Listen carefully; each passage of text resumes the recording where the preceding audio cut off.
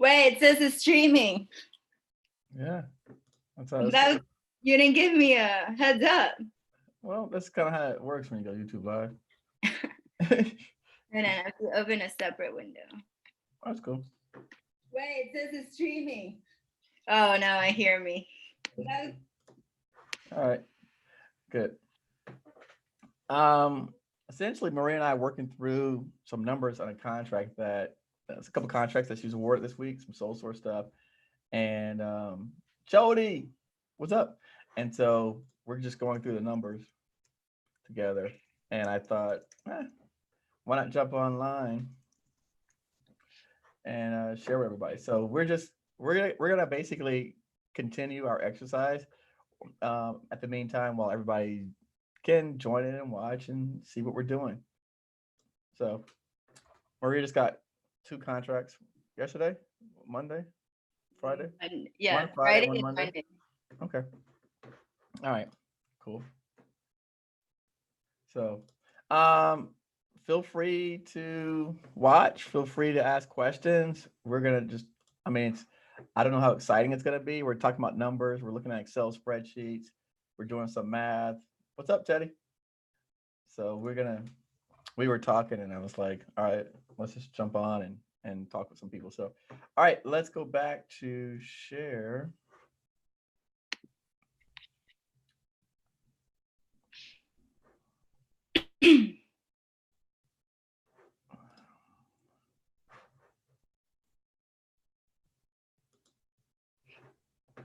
Okay, so now I can see my screen.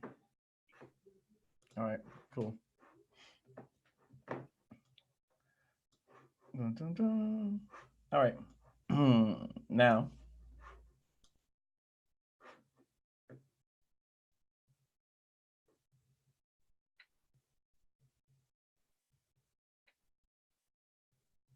Yeah, Jody. Maria's work has come from the same people. Yeah, but she's now gonna start expanding. So because she wants to go bigger.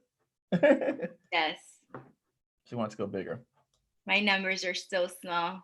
Yes. All right. So let's. So what we're looking at is essentially what happens is we're getting ready to prepare a subcontract agreement, and preparing the subcontract agreement, what we're doing is, depending on the type of work it is, depends on how much work has to be performed. So what Maria and I are doing is, she just won these contracts, right? So one's 22,000, one is $16,000, and what we're looking at is how much work does the actual prime contractor have to do. So we went over here and we looked at the limitations on subcontracting, and it says that general construction, they have to do 15%. Specialty rate is 25%. Now, just before the call, Marie, she said, how do I go ahead, ask me the question? So first we had done the numbers, and then they came up with the fact that the prime has to do a certain percentage because I'm technically the sub. So my question is like, how do you know what percentage they have to perform? That was the first one, followed by how do you figure out, like, his numbers are his numbers. I am not the brightest when it comes to numbers. So he was trying to explain to me how the percentage of the FAR rule pertains to the numbers. Okay, cool. All right. So now, do you have the contract? Because we need to know. So to determine whether it's general or specialty rate, I'll show you real quick. So let me pull up. I'll show you. So we'll go pull up the size standards table. And under construction, construction 236.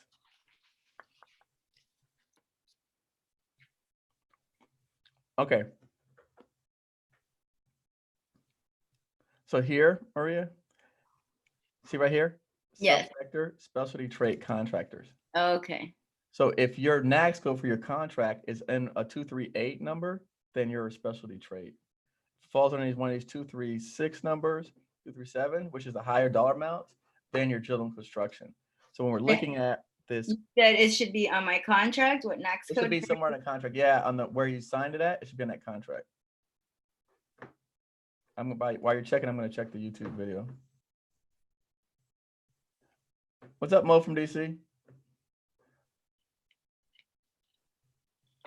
Good job, Jody. Congratulations. Jody, we gotta get you on here to talk. Mo, what's up, brother? Hey man, we're trying to do good stuff. What's up, DJ from Atlanta? David.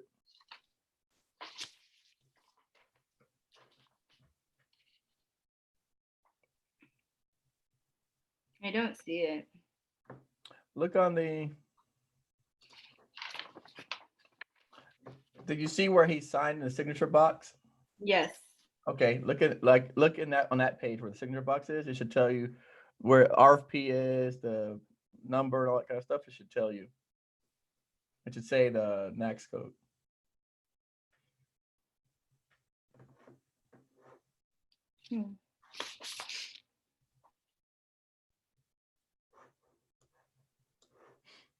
It just says, okay, this one is 236220.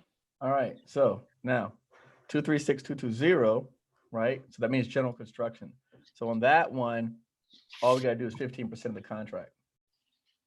Now, which one is that? Which dollar amount? The 16,000. Okay, so this one, so all we need to do is 15% for the prime.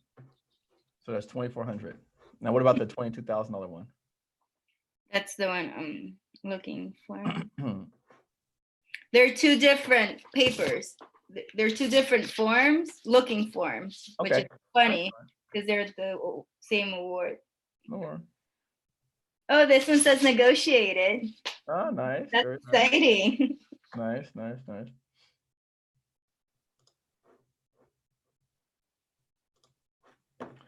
So for everyone that's just joining in, that's coming on board, what we're doing, Maria and I were just going back and forth. Like I said, she had two sole source contracts. One was negotiated, and we are determining what percentage that the prime must perform of the contract, and what percentage does she have to perform as the sub. So depending upon they're both construction, but here we are looking at the limitations on subcontracting under the FAR provision. And what it says essentially is general construction, they must do 15% of work. Construction by special rate contract is 25% of the work. If you come over to the size standard table, the specialty trade contractors are here. They fall under subsector 238.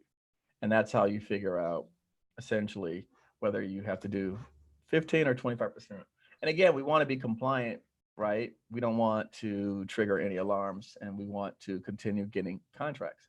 So I have a question. sure. Does the percentage of work in every industry? As a what? Like every industry has to have a percentage of Yes. work. Oh yeah. So would everything else fall? Oh, but this is just for construction. No. See, look, number one, services. The number two is supplies. Oh, so if it's IT, they have to do 50% of the work? If it's a service contract, they have to do 50% of the work. Okay, the second one, I don't see the number anywhere.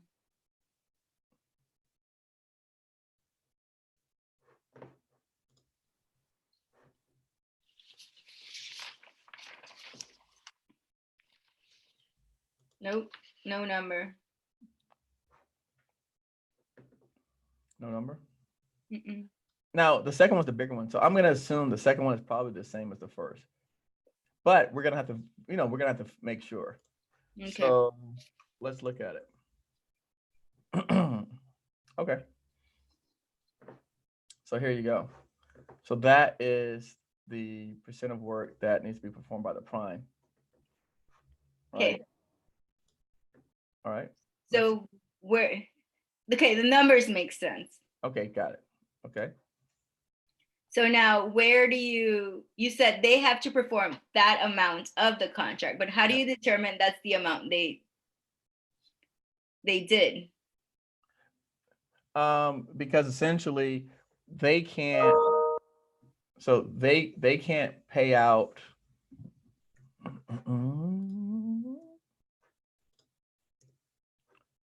So this, if they pay out more than this amount to subcontractors, then they have violated the clause.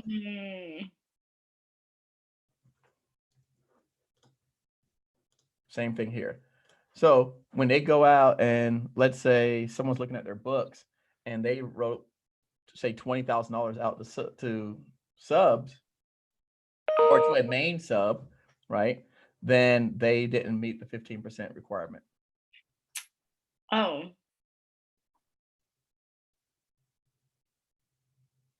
Oh, wow. Now, again, when it comes to the profit and everything, it doesn't matter because all we have to do, right, is essentially what we'll do is they have to just do some of the work. So if there's some materials they need to buy, if there's some dumpsters they need to rent, whatever that case may be, then they can pay it directly, and that will count towards their percentage. So all it is just depends on where they're going to have to actually spend money to make up to this number. Okay. So for example, like in your case, I know you got to rent some dumpsters. Yes. You got to rent the materials to pick up the floors, like to clean the floors. Yeah, the stripper thing. Stripper stuff. So he needs to rent that stuff. So he would need to rent that equipment. He need to buy the dumpsters. What else do you have? The drywall and studs for the walls. He would need to pay for that. And then that would get him up to his percentage of work. Okay. Makes sense. So in the subcontractor agreement, you just change the numbers around again? Yeah, what we'll do, you'll change around. So what you would do, right, in the agreement would be you would exclude those from your contract and they would fall under his contract. So then now he would be the one responsible for those items and purchasing them. And then that would be excluded from your contract. And then you put the money onto his side. Oh, okay. So like $600, take it out of the big number and put it onto his. Right. Okay. Makes sense? A little. Well, that's why we're here. What's the problem? Linda! Look at Linda. Welcome, Linda. Yes, we have the NACS code, Linda. Thanks, she finished it. So Linda has to perform depending on her NACS code. Yeah, of course. Okay. All right, what else? So at the end of the day, he just can't pay out more than $19,000, and that's how it's determined. Well, that's the percent, right? So exactly, exactly. Because that would then he can't pay out more than that to subcontractors. He can spend it in materials and equipment, things like that, but he can't pay that out to subcontractors because he has to be. When you get a contract, you have to be responsible for completing a certain percent of the work. Who checks this? You could be audited. Oh. So, they have what's that group that audits? You see them on TV all the time. They audit. I forgot the name of that group, but you see them on TV. They audit. What is it, like the GAO or something like that? But they can audit you for it. So you want to just keep clean books, keep clean records, in case anything happens. By the way, guys, I'm learning business 101 with this Excel number breakdown thing. We were doing numbers yesterday, and it was harsh for me. Like he's trying to tell me not to use my calculator all the time. Oh yeah, no, definitely. Yeah. So for again, anyone coming on board, I see we've got people watching now. Essentially, Maria has a couple contracts that she was awarded, and we want to make sure she stays compliant. She's putting together the subcontract agreement forms. So this is more advanced level stuff for people who have not quite got there yet. But nevertheless, what happens is we have to make sure that the prime contractor is meeting the limitations of subcontracting here, right? So we want to follow the FAR guidelines. And I'm sure if Maria looks at her contract, it'll reference this FAR clause 52.219-14 somewhere. And effectively, she's doing construction. So the prime has to do either 15 or 25% of the work. On one of the contracts, we determined that it was general construction. right? Based on looking Yeah, here it says at my the size FAR table. Did you find the FAR clause? applicable FAR clauses by Yep. reference 252.219-7009, which is section 8A direct award. Yep. And Look for 52.219-14. then it says regulations at 13 CFR 124.515. Listen, I don't need to hear them all. I don't know where they are, but that's it. They're in there. But he did send me an attachment with Okay. other stuff. Okay. All right. So we're anyway, we just decided to come on and share.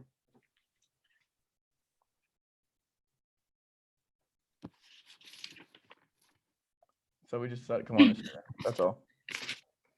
If you guys have questions, now you have the answer. Because I know a lot of people ask me like, can I just sub everything out? Right. So this is your right here.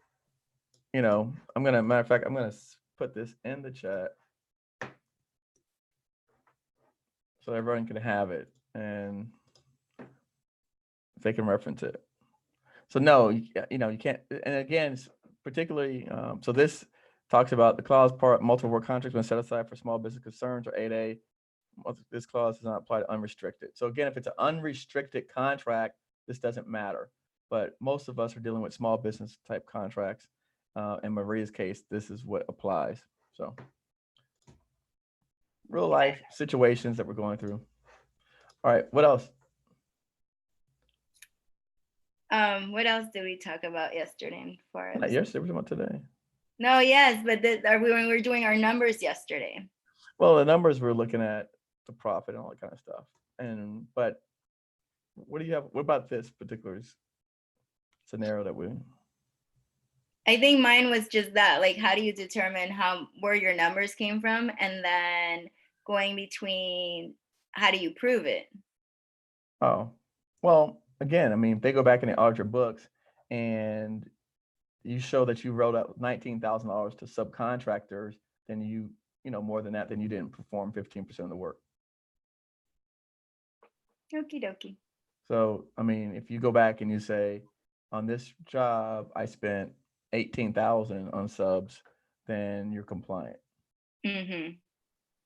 Right? And you can show that the rest of the money came into your organization. Okay, so he can't even pay the subs directly. No, because again, that would be paying the subs. You can't have to perform a certain. This is for self-performing work. Yeah. See, or performed by the offeror contractor. So the prime. Yeah. You can't. It doesn't matter if there's 5 subs, he still can't sub out more than this percent of the work. Doesn't matter the number, just it's the dollar amount, the threshold. So that's your answer, everybody. When you call me and say, can I just I'm new, I have no past performance, can I just win a contract and sub everything out? The answer is no. Well, okay, so there is one exemption. Now they're doing something that's called similar situated entities. Right? So there's this rule now where they've called similar situated entities. And again, this is a little bit more advanced, but with a similar situated entity, if you find another entity that's the same small business size, small business concern, then they could count towards your percentage goals. You lost me. Yeah, it's a little bit more advanced.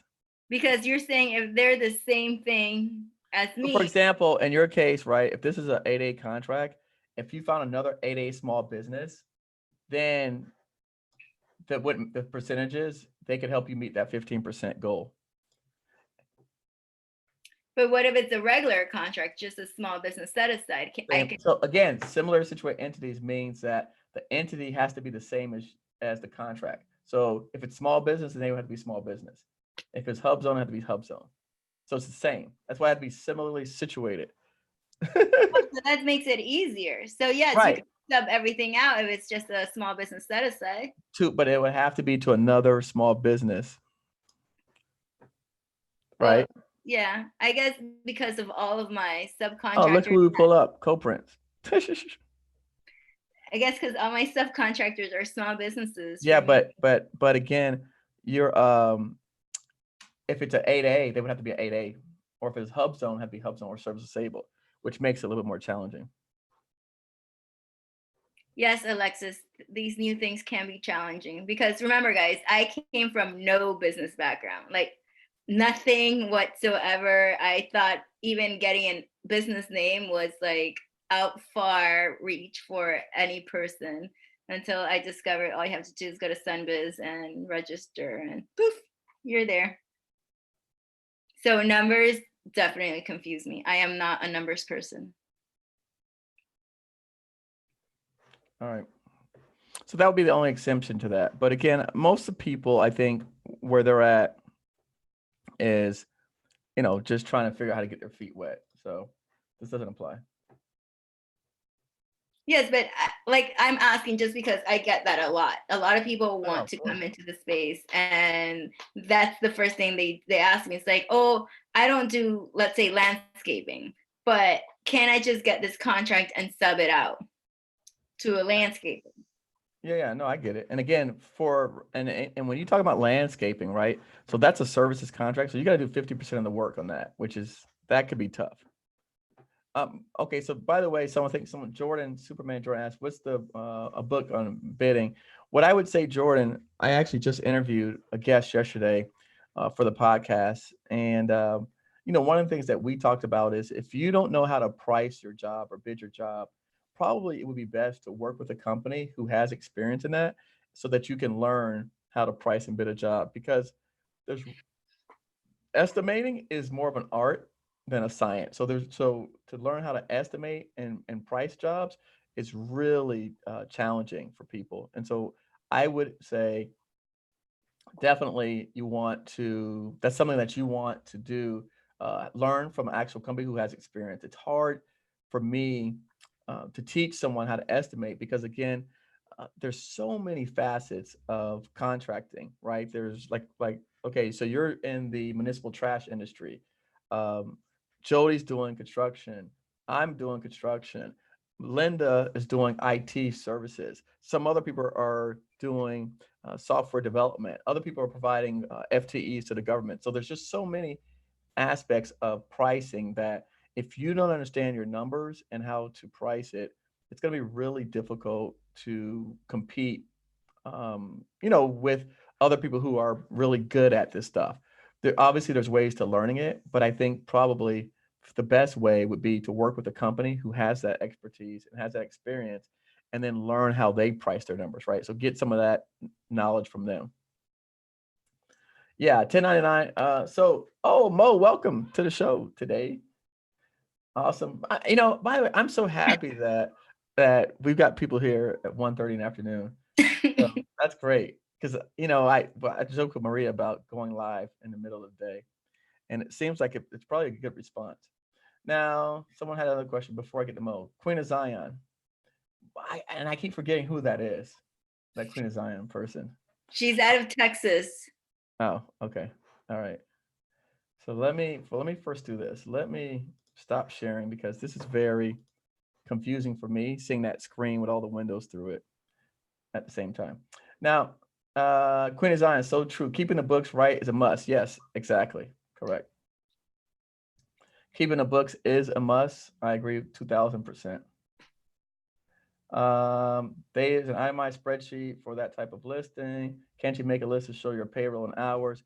Yeah, Queen of Zion, it wasn't a matter of showing the payroll and the hours.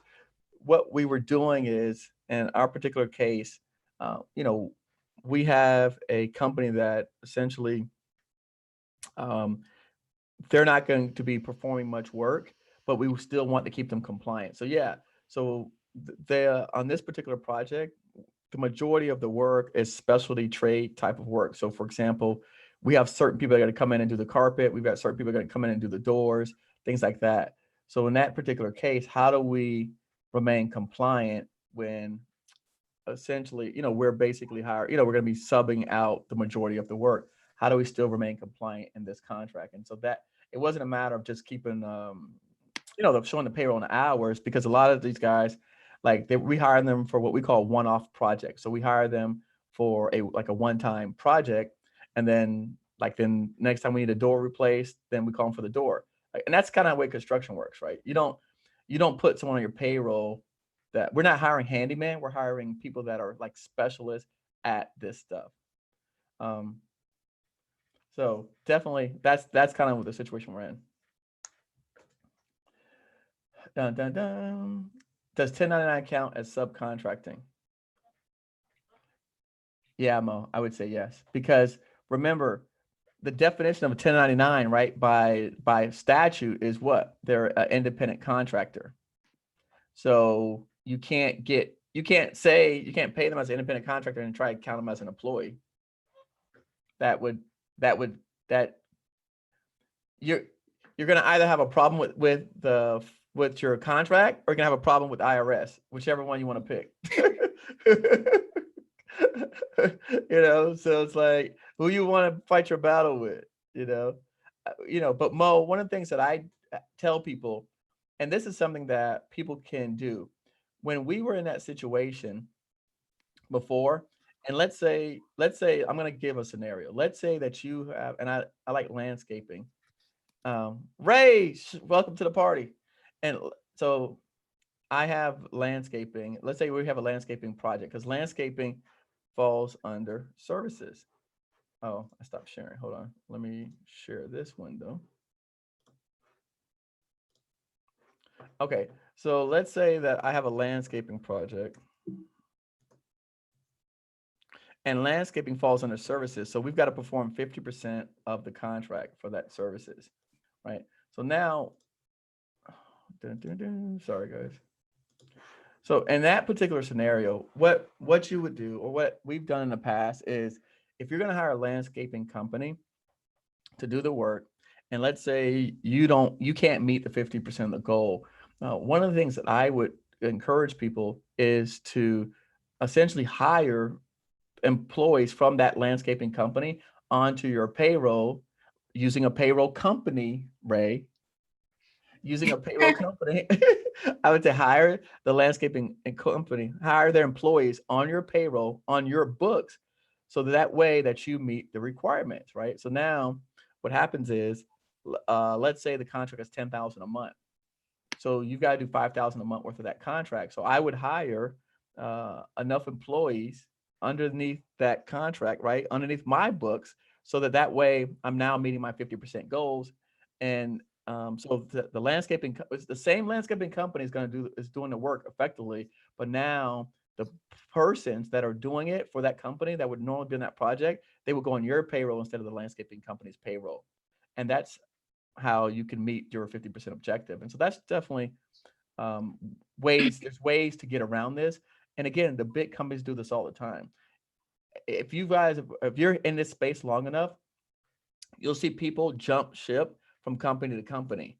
We've had, even my podcast guests, I've had 3 guests of mine that have already moved from working with one organization to the next organization. So this is a very common practice.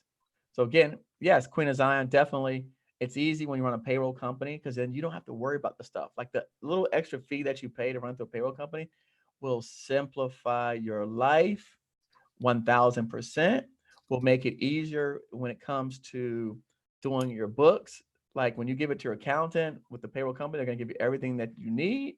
They're going to give you all your reports, and like you'll be good to go. So again, there's ways around this. Don't feel like you're ever stuck.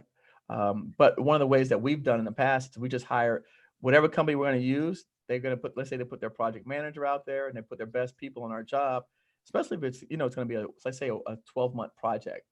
So then we say, okay, look, you're going to have 12 guys working out there on the job. We're going to put 6 on our payroll, and then 6 on your payroll, and then we do the work, and that's it. So that's it. Easy, easy said. I hope that was an easy enough explanation. Mo, so I just finished my lunch. I'm still at work, but I thought I would never. Hey, what's up, Mo? Cool. What's up, Dale? Korea and Joe, what's up? Yes, Queon, the IRS will audit you. Dun, dun, dun. Alexa said my work is getting away. Yeah, listen to it on replay. I told her boo work. Oh, no, that's okay. She got to work to pay the bills. Queen is on how to become your student. Look, I mean, easy. Govcon Giants. I put it in there right now. Oh, very easy. By the way, we are actually. Oh, I forgot my man Ray. That's who I forgot. Okay. All right, Mo. I was wondering, Mo, on that Wednesday group that I sent out this morning email. There was one person. I was like, dang, Mo. I had Mo with all women. Yeah, Ray's got to Ray. I got to put Ray in that group with you, Mo. So it won't be you and a whole bunch of women in that Wednesday group. Ray, we gotta get together so I'll share the email with Ray and include him in the group. All right.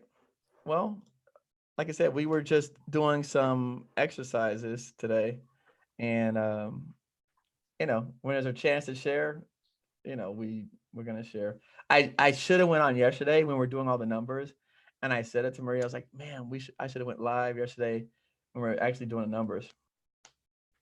What's up, Josh? And but yeah, we didn't do it, so we missed out on the numbers. It's if you do Excel, it's easier. If you don't understand Excel, you're just like, what are Oh, you? I love Excel. I'll pull it. In fact, let me see if I can pull this up for you guys. It's Do I even have yours? Oh, I did on my laptop. Dropbox. Oh, it's on Dropbox. Yeah, I did on my laptop. That's right. Karen Bailey, let them know. Ray said I need a payroll video. You do. Yeah. Thanks, Carolyn. By the way, hold on, wait. Today's podcast. Hold on, wait. Today, Laurie, listen. Today's podcast with Laurie, artist, Laurie Sayles. Sales artist. I guess I'm still using her maiden name. Laurie's podcast. She has been the most down to earth, genuine person that I've interviewed on the podcast out of all of my guests. Laurie tells it like it is. Okay. Laurie say, look, I grew up in Chicago. I hustle. You know what I mean? Like, so Laurie, like, if there's a podcast that I definitely want to tell you to listen to, it's Laurie. She's got a lot of gems in her podcast. She says that, she's not the expert, but she hires experts. So for all of you are out there who are looking at how do you leverage your talents and your skills to get into this marketplace, Laurie, the one that we did drop today, is it already up, Maria? Yes. Hold on. It came up yesterday. Did it? And the website's up right now. Hold on. Let me pull it up. I'm going to check. I did my job. I'm checking on Maria, y'all. Make sure. I did my job. Ta-da! Okay. There it is. All right. So Laurie, Chicago native, Marine, and she built a multi-million professional consulting firm. Here you go. She said, this is a quote that Maria used. Hey, A, I'm a woman. B, I'm a minority. C, I'm a veteran. And all of her added attributes to being in the small business arena, supporting federal government because of the set-asides. And again, I've always been entrepreneurial. I've always had a hustle. I've always been busy doing something other than a 9-to-5 job. I don't know what that is, to have a 9-to-5 job and just go home. I don't even understand that mindset. Laurie is a beast. She's a beast. And literally, like, Laurie did it the right way. So for all those people, again, I love 8A. I think it's a wonderful program. But again, for all those people that want to jump in without having the experience, I say, look, get some experience first. Don't worry, 8A is going to be there. Get a little bit of experience on your belt, get some contracts, and get some sole source stuff. Jody's kicking butt, Maria's kicking butt, Mo's kicking butt. I know my people on here that are kicking butt. Me and Ray about to put a big deal together in a couple days. So, big up to that. But definitely, if you guys get a chance, listen to Laurie. I promise you. If you don't like it, no problem, Mo. You gotta go. I understand. Look, trust me. Listen to Laurie. You will love what she's talking about. You love her message. I think it resonates from everybody. What's up, Dave? Oh, Dave leaving his current career to take on contracting challenge. Head on, Govcon. Can't wait, Dave. Congratulations on your contract. Um, yeah, Teddy, she was in your backyard. She moved out of Chicago. She's now in DC area. Um, yeah, so she's lit, like Laurie, like that episode is gonna be lit. I promise you. So, uh, so we've only had one meetup so far, Alexis. Our second meetup is in Dallas in a couple weeks, so we'll see how that goes. 29th. On the 29th. At the library, not the public library, like Ray said. Oh, Mo, what I said about the new group was that there's someone on here in the chat. Ray Kingston is in the chat, and there he is. He just typed a message after you, Mo. I knew when I was put the group together that I was like, Mo was with all these girls. So I was like, I knew there was another guy I was thinking about, but I couldn't remember it was Ray. So, but then Ray jumped on and he popped in my brain. So I'm going to include Ray on the email, Mo, so that there's some balance in that group. All right. So Ray's going to be put on that new Wednesday group that we formed. Queen of Zion, actually, so for those who saw the video last week with the contracts, with Randy Ward, so with Randy Ward has been yielding phone calls from people who were construction companies and IT companies and stuff like that could service that area. So, we put her email in there. So if you want to reach out to Maria, Queen of Zion, send Maria an email and she can connect you with Randy. Randy's been talking to folks about the upcoming contract opportunities in Indiana, Montana, North Carolina, Arkansas, and that's the four that came off the top of my brain. So, yep. Oh, you're in Dallas? You bet. Look. Oh, nice. So yeah, check out the on Instagram, Govcon Giants. That will show you where the events are going to be at. Queen of Zion, Dallas going to be there. Here. Center of the stuff for the library. Let's see if I can beat Maria to find it. Ta-da! Done. It's not in the chat. I just did it right now. I don't see it. It is. I have it on there. Your computer's delayed. Hold on. You got it? Yes. And somebody just gave me LA is next in March. All right. This is where we're going to be at in Dallas. It looks very. The library. It's not the regular library. So. And then at like 7, there's a live band that comes on. So for anyone that wants to stay around. All right. So, yep. Good spot. Good place.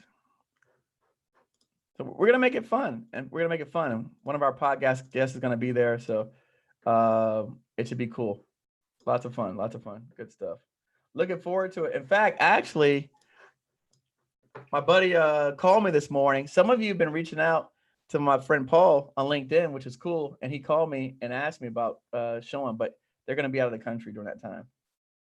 So, Maria, it's not showing up on LinkedIn. Not showing up in a link. On YouTube, she said. On YouTube, but why you didn't put it on YouTube? It is on YouTube. Okay. Here. It's about to be on there now. It's done. I still came up before you. I don't see it. You're right but I put the word Eventbrite tickets. Oh, that's fine. I still didn't see that either. It's twice. Maybe it's blocking you. Oh, because you're admin and. Yeah. Let me find it. Guys, you have to hit like down there. Tell your people to like the thingy. What thing? The video thing, because of your analytics stuff. Oh. Look. Dallas, Texas, meet and greet, Eventbrite. I'm pulling up and then we're going to sign off. It's govcongiantsdallas.eventbrite.com. So every meet and greet is going to be Govcon Giants, the city.eventbrite.com. Coming up. LA's next. Somebody told me there's a very cool observatory up in LA that overlooks the zoo. So I'm going to call them. Okay, there it is. All right, Eventbrite has been posted for everyone to see. All right. Yep. Mo, we are doing SBRs. We got a bunch of people doing SBRs. Mo, bunch. We are doing SBRs. That's why we got to jump in on the Wednesday groups. So we actually have more people than we need right now, but fun stuff. All right, guys. I'm gonna, that's basically what we were talking about. Just going through numbers and sharing with everybody out here. So we're gonna sign off. Bye, guys. Unless Maria needs something else. I always do, but So not right now. we're gonna sign off from everybody. All right. Make sure to like this video. Thank you. Should like it, share it. Oh, by the way, wait. Before I go, I forgot something. I just recently set up a LinkedIn for Govcon Giants. Hold on. I'm gonna put it in there. I don't know how to find it. Yeah. Okay, here we go. All right, so we have, before you guys go, I just created a Govcon Giants community group inside of LinkedIn. So for all those people who have LinkedIn, we have a new Govcon Giants community group that we just created. So, all right. So make sure you hit me up in the box. We are starting a new community group on LinkedIn, and we are going to be doing something similar to what we do with the references, right? So the same thing that we do with the actual supplier credit references, we'll be doing the same things in LinkedIn. So again, make sure you hit that up as well, because I can see leveraging the same way we do supplier credit and referencing, giving each other references, we could do the same thing on LinkedIn. So again, I'm thinking of ways in which we can leverage our network and leverage our combined efforts and resources to be able to take each other to the next level. And so we're already doing that with a lot of people in the group. And I want to invite more people into the community as well. So again, if you're on LinkedIn, by the way, if you're not on LinkedIn, that's a problem. So if you're not on LinkedIn and you're trying to get into the government space, then you probably want to create yourself a LinkedIn profile if you haven't already done so. I don't teach LinkedIn, but it's pretty easy. It's just a social media network for business professionals. So again, if you're not on LinkedIn, you should definitely get a LinkedIn profile. If you're on LinkedIn, send me a message for that community group on LinkedIn that we have and join, because again, we're going to be doing some good stuff as always. And we're going to be taking this to the next phase, the next evolution of Govcon Giants, right? We're going to be taking that up to LinkedIn. So again, any other questions, information, you know where to find us, you know how to reach us. Maria is almost always accessible, except when she's busy working. And we're by the way, we're gonna look to find her some help. So I'm trying to get Maria some help, because we are growing like crazy and we can support definitely some more people. Yes, like the video, 32 people watching it. Make sure you guys all hit the like button as well. And for those of you, oh, by the way, Teddy, I do want to apologize. The other day I had a fumble, right? I fumbled the ball. So the other day, so we actually, oh, there you go. So someone is building a curriculum for college on how to use LinkedIn. So that would be great. That's awesome. Someone is actually working on that in our group, and happens to be someone that we know about. But nevertheless, what happened the other day was that I tell you guys it's an experiment. So when I was actually on the other day, I took and I set up the notifications like for YouTube Live, and I scheduled it. But then when I went on Zoom with Linda, the Zoom did not pull from that same pre-scheduled time. So there were people sitting waiting for me on that pre-scheduled Friday evening chat that didn't get the notification that we were in another Zoom room. I guess Zoom doesn't talk to YouTube in that manner. So I do apologize for that, for those people that were waiting for me over there. We did end up making a video with Linda. It was a great video. facts and fictions of the 8A program. She shared in her experiences and stuff. So I do apologize for that. We again, I'm learning how to connect all these different software platforms, applications. I don't think there's even a universal standard right now. So, I use OBS when I'm making my own videos. When I'm interviewing guests, I use Zoom. And so, like, I think they're just not talking. But I do apologize for that. And then Mo, obviously we'll be in the regular meetings together. So we will be able to talk more about your LinkedIn course that you're creating, that we can maybe see how we can tie that into some of the people who need advice on how to use LinkedIn. Because LinkedIn, for all of you that you're coming into the space and you have not used it, even if you're not looking for a job, this is where all the professionals hang out at. So all the professionals are hanging out there, and it's a way to make connections. I know of certain people in a group who've leveraged it already successfully. So that's great. Oh, what's up, Johnny? Welcome. Marie I Mac. didn't Hey, have LinkedIn before, Eric, and he kept nagging at me, get LinkedIn. I'm like, what is that? What is that? And funny enough, I started getting LinkedIn when we started getting our podcast.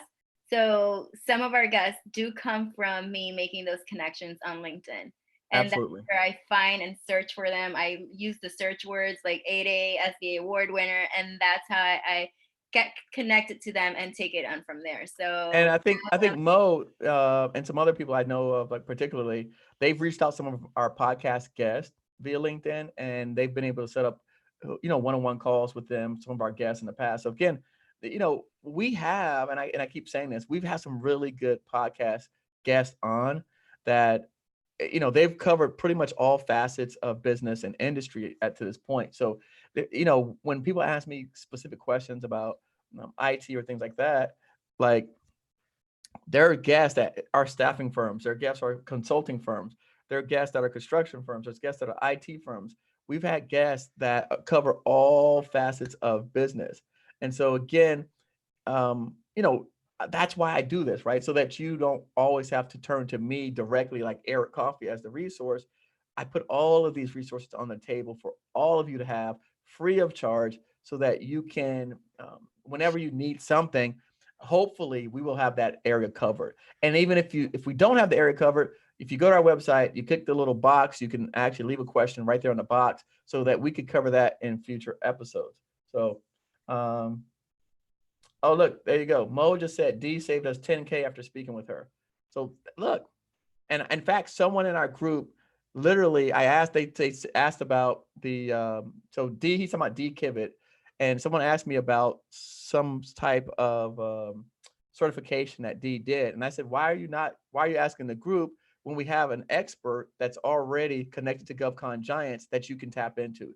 So again, there are people out there that are that we've brought into our community, into our circle, that respect us and know that we are out here doing good work, that really want to give back. And so again, just by saying, hey, there you go, AS 9100, thank you, Mo.